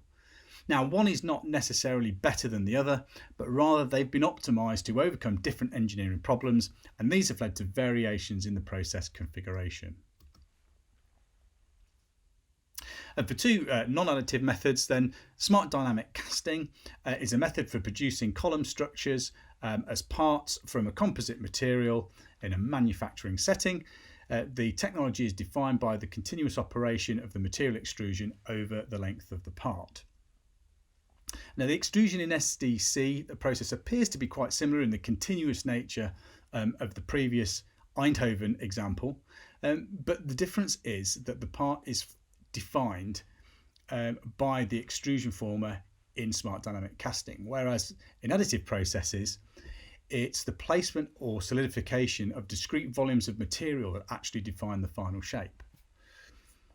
Now, once defined as a method for producing the mould for creating wall structures in situ, as a method for automating construction operations, mesh mould is unambiguously defined as an assembly process comprising of repeating, cutting, bending and welding operations. Now, other examples are illustrated in the paper, but the message here is that what we need to consider the classification framework, the map characteristics and the nature of the processes and sub-processes to identify similarities and difference in DFC technologies. And as we explore the potential of digital manufacture, we will increasingly adapt processes to overcome new challenges, and we should be ready and able to communicate these in a common language to help accelerate the development of DFC. Key to this will be adopting common practice in our publications, reports and presentations, and we hope that this presentation in conjunction with the paper is a helpful step in this direction. We've demonstrated that by careful consideration of the process boundaries, it's possible to identify process steps in a technology, and that this simplifies the classification of methods. We presented a classification framework based on existing approaches and attempted to bridge the gap that exists between manufacturing and construction, and in particular argue for the adoption of manufacturing viewpoints, as many of these pre-exist in automation and digital manufacturing. We identified four contexts important to the technology's description, and these were the materials, the application, the product and the process, or MAP for short. And we hope that this work will be a stepping stone to underpin an inter-process comparison and standardization in the future. Now, finally, I would like to acknowledge the many funding bodies and initiatives that have enabled this work to be undertaken, and the members of TC 276 for their input. I'd also like to mention the new STAR report coming out of TC 276, one chapter of which picks up the work reported here and showcases a number of case studies using DFC, which I'm sure will be of interest.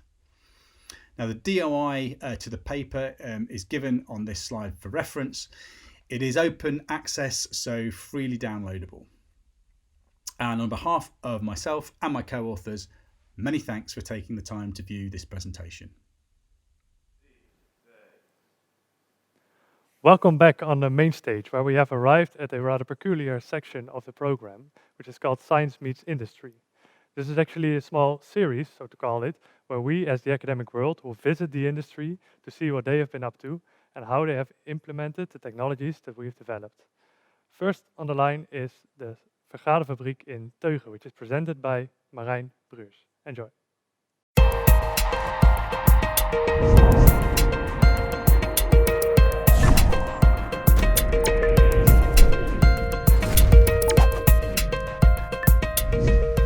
Welcome at Eindhoven University of Technology.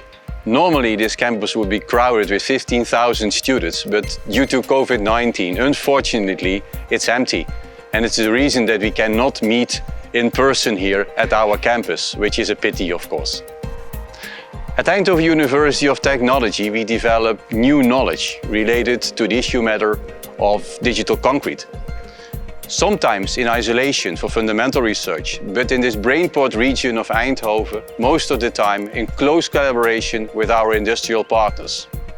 Eventually, all the knowledge that we develop should end up with the industry for reasons of construction productivity, more sustainability, and a larger degree of freedom in architectural design. Today, we're going to visit a unique project in the eastern part of the Netherlands.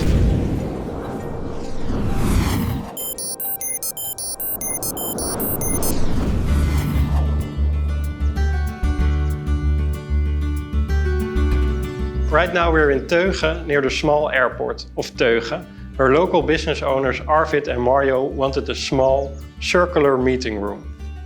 One of the requirements of the client was that it should be possible to project images and videos on each wall surrounding the meeting room to change the mood of the meeting room.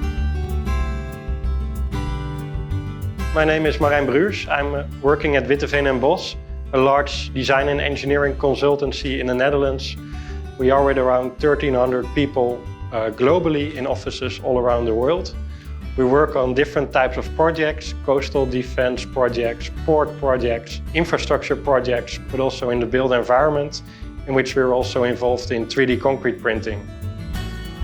We've been involved in many 3D concrete printing projects around the world, and one of which is the RN Drone laboratory in Dubai. And we operate the largest gantry printer in Southeast Asia with our team in Singapore. Other projects we've been working on include bridges in Gemert and in Nijmegen, and soon to be built bridges in North Holland. We got into digital concrete because we need to increase the productivity of the construction industry. There's still too many people needed to build infrastructure, to build buildings around the world, and those people are not available anymore and don't want to work in construction anymore. That's why we need to make it more appealing for young people like me to work in construction. The second reason is sustainability. The construction industry is responsible for around 40% of CO2 emissions around the world. With digital concrete, we can use smarter materials and we can use less material.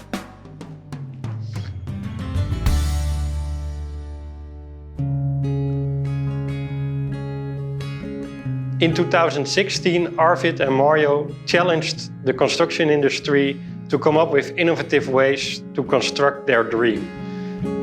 Multiple companies took on this challenge to create this special building. We started a collaboration with the contractor, Witteveen & Bos for the design and the engineering, and Hugo de Jager of Revelating to be the project manager.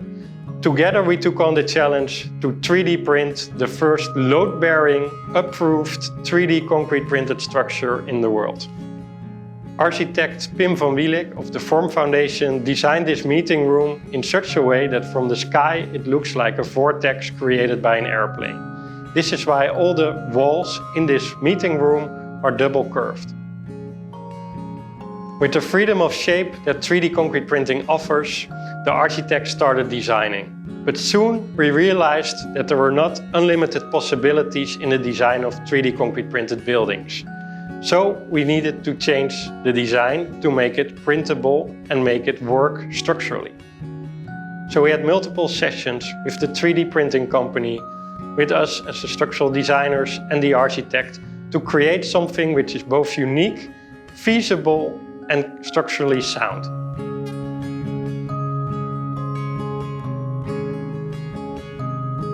The foundation of the building is a hectare flooring which is ideal for thermal insulation. On top of the hectare foundation, we started printing walls. These walls were printed on site in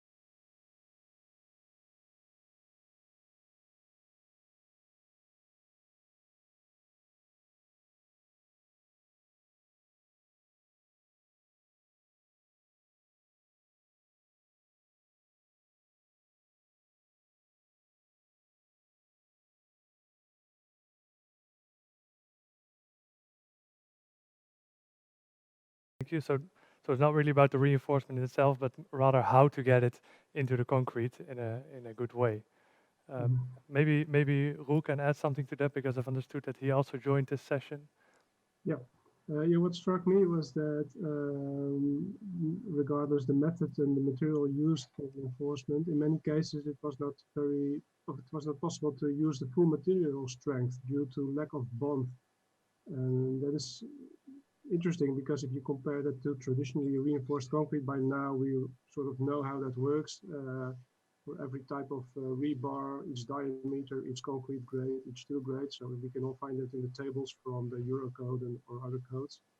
But you can see now that for 3D concrete printing, we are still at the very beginning of finding out how that works with bond, because we have completely new reinforcement materials. We have new fluidity of the concrete that is used, also quite different grain sizes, so aggregate sizes. So yeah, we are still starting to learn more about that. And what was also interesting is that yeah, people rely on very advanced methods for finding out how that works with the bond, such as CT scans.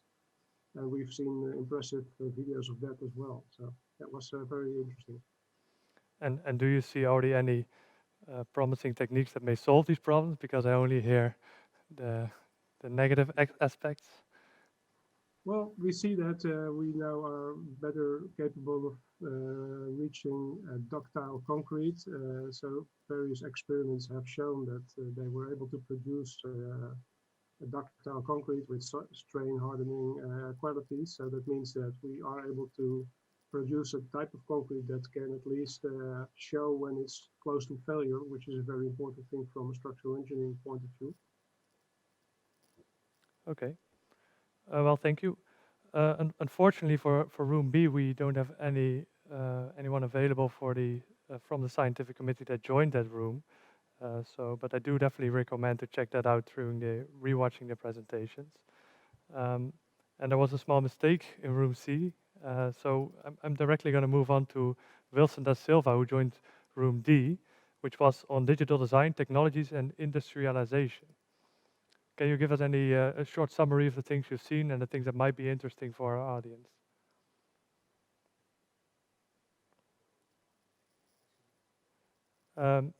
Wilson, I think you're muted, or at least I cannot hear you at the moment. Can you hear me now? Yeah, I can hear you loud and clear. So yeah, good afternoon from Denmark to everyone online now and who access this stream later. The session was focused on digital design, technologies, and industrialization. And there was the most interesting part to me is that most of the presenters were now trying to push extrusion-based printing methods mostly to a new level. And most of them were focusing on how to break from what you see basically when you start working with 3D concrete printing, you're just printing some squared elements. You don't go too, you don't challenge yourself too much into what kind of overhangs and inclinations and types of support material you can use. And on that, in that perspective, I have to highlight the presentation. The first one from Ahmed is Zishan Ahmed from TU Eindhoven, who was using some lightweight aggregates as means of using a support material to build inclined structures. He also went through a process that I read a bit about, but I was surprised also to see his presentation. It is a FRED system that the intention is to inject fibers during the extrusion process into 3D concrete printing. That was also quite interesting. In the second sorry, not the second, but the third presentation from Benamara, that's his surname. He was using a process where he used carbopolis, basically a liquid material, as support, and he was using extrusion-based system inside this liquid material. I've seen that technology being used by a company already, but it was nice to see the calculations and the way he was approaching the technology to make sure the suspension can actually hold the material that he's extruding. So that was something new to me. And then the last presentation from Richard and his mates at Loughborough University, and there was a collaboration in this case with Eindhoven, Brunswick, and another institute, it was heavily focused on inspection methods, just highlighting how important it is that you actually have to do a verification of your geometry after printing. You cannot just go print and expect that it will be exactly as you designed.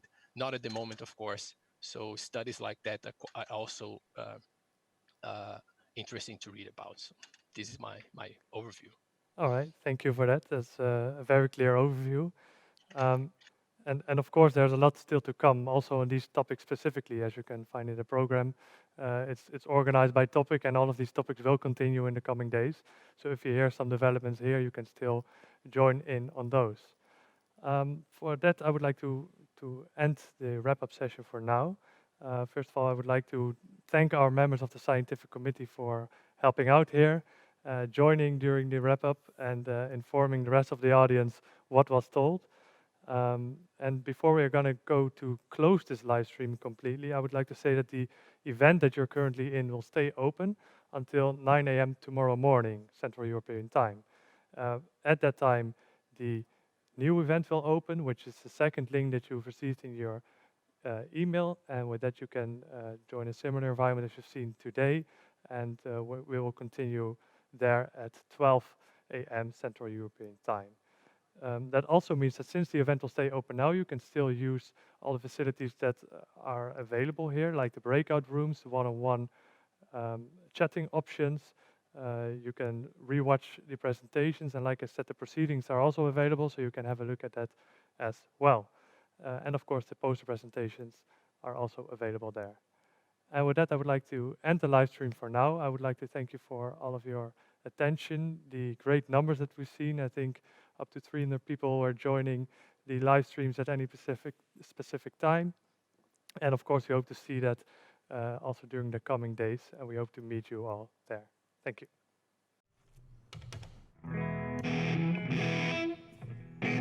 Yeah.